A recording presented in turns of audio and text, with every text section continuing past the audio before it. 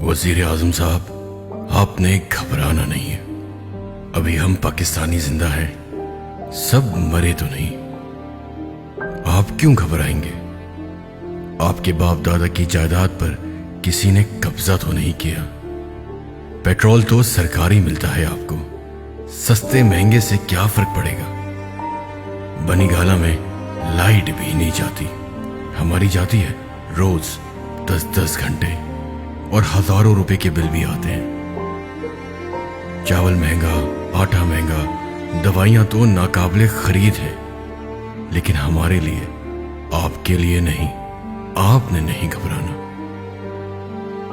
आपके घर पानी भी आता है, टैंकर नहीं डलता।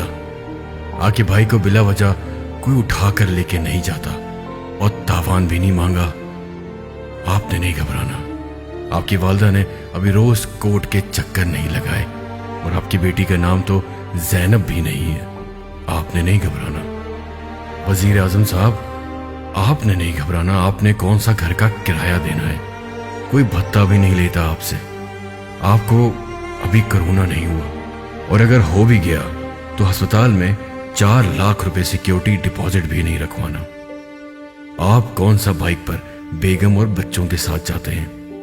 टूटी सड़कों, गड़ों में नहीं गिरते, टांगे नहीं टूटती हैं आपकी। आपने नहीं घबराना। आपके बच्चे सरकारी स्कूल नहीं जाते। आपने कौन सा नौकरी के लिए रिश्वत देनी है? कौन सा होटल का गंदा खाना खा के आपके बच्चे मर जाएंगे? आपकी तो सैलरी भी आधी नहीं हुई, आपका तो मोबाइल भी कोई नहीं छीन सकता। आपने नहीं घबराना। अभी हम पाकिस्तानी जिंदा हैं, हम हैं घबराने के लिए। आपने नहीं घबराना वजीर आजम साहब। शुक्रिया।